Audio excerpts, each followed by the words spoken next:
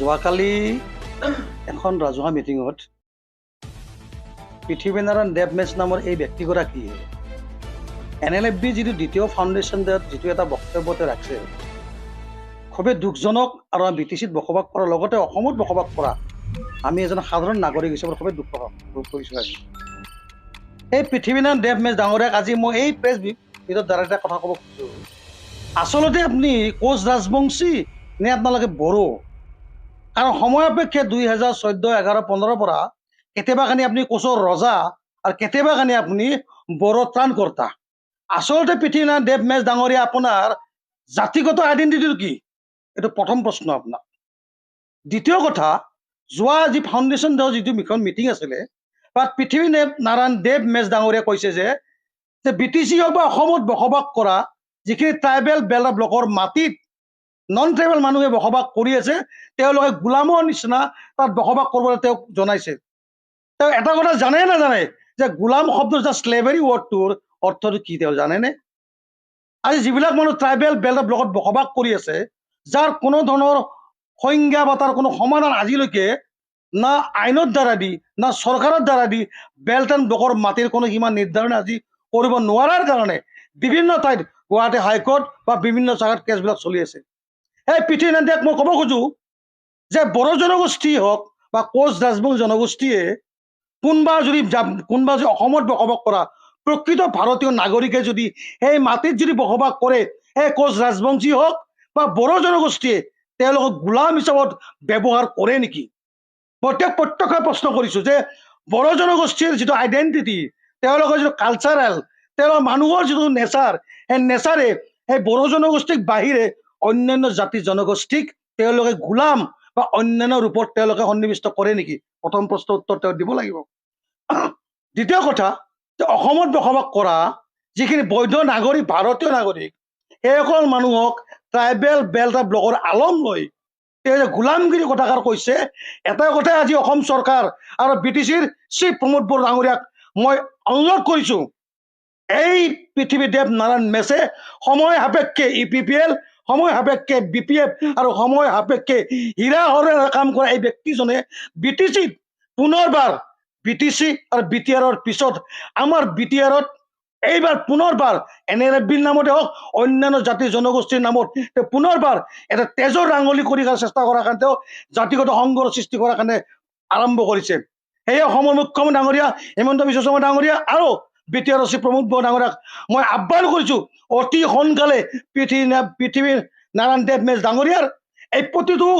ছন্দ পদন্দ যিবিলাক কাম কৰি তেওঁৰ অনতি পলমে তেওঁৰ সম্পৰ্কে তদন্ত আৰম্ভ কৰক, নহ'লে অন্যথা এই পৃথ্বীনাৰায়ণ মেশৰ দ্বাৰা দি কিন্তু অনাগত দিনত BTRত বড়ো বুলিয়ে কওক বা বেল্ট এণ্ড ব্লক বুলিয়ে কওক, ইয়াৰ আধাৰত কিন্তু সাংঘাতিক ধৰণৰ এটা সাংঘাতিক কমিউনেল ক্লেশ হোৱাৰ কাৰণে এটা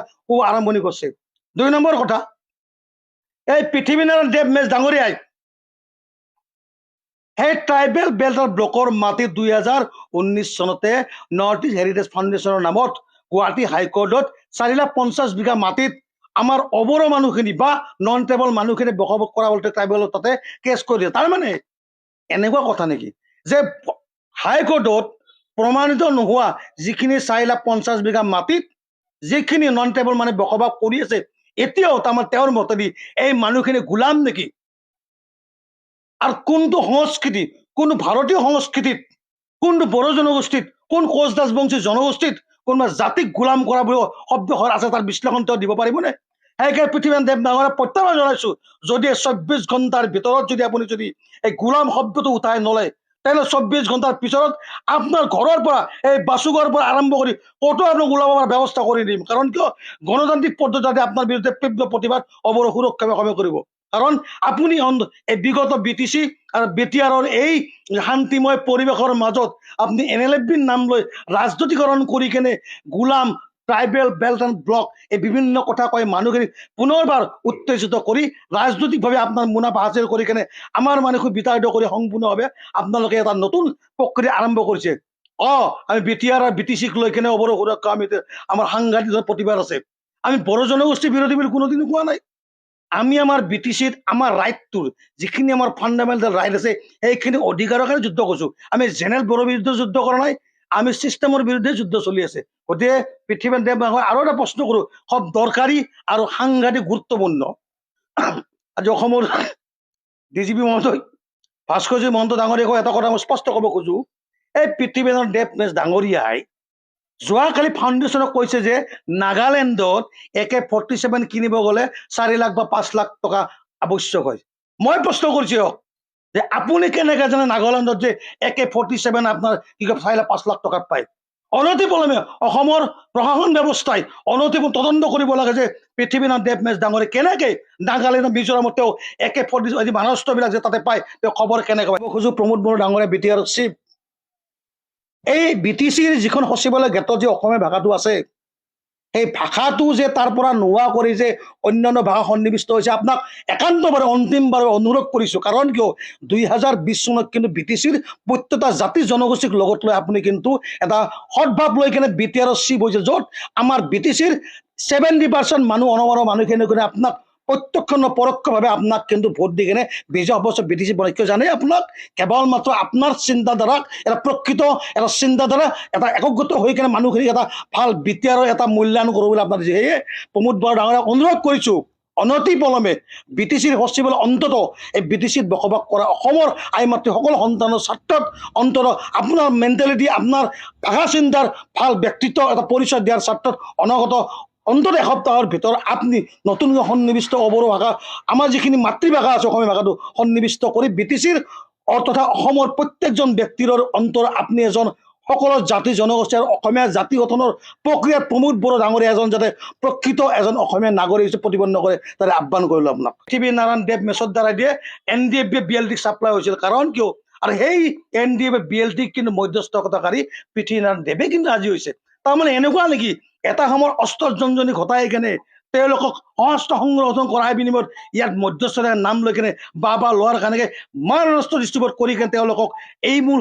নাটক ৰচনা কৰিছিল নেকি সেইকাৰণে পৃথিৱীনাৰায়ণ দেৱ মেছক সাৱধান কৰি দিছোঁ আপোনাৰ বক্তব্য BTCত জলাঞ্জলি দি নিদিব কাৰণ কিয় আজি BTCৰ নামত BTR নাম বৰ্তমান অন্তত সন্ত্ৰাসবাদ নিৰ্মূল প্ৰক্ৰিয়াত অবড়ো সুৰক্ষা আমি সদায় আছোঁ আৰু শেষত এটা কথাই আপোনাক ব্যক্ত কৰি আছোঁ যে আজি মই আমাৰ 23 নং দিহিৰা সমষ্টি MCLA EM ডাঙৰীয়াক মই আপোনাক এটা প্ৰশ্ন কৰিব খোজো এজন ব্যক্তিয়ে ট্ৰাইবেল বেল্ট আৰু ব্লকত বসবাস কৰা অজনতাদীসকলক গোলাম বুলি কৈছে আপুনি জানে নে নাজানে আপুনি য'ত বসবাস কৰি আছে সেইখিনি মাটি ট্ৰাইবেল বেল্ট আৰু ব্লকত পৰে কালি যদি পৃথিৱীনাথ দেৱ মেছে যদি কয় মাটিখিনি ল'ব খোজে হাইকোৰ্টে যদি উচ্ছেদৰ কথা কয়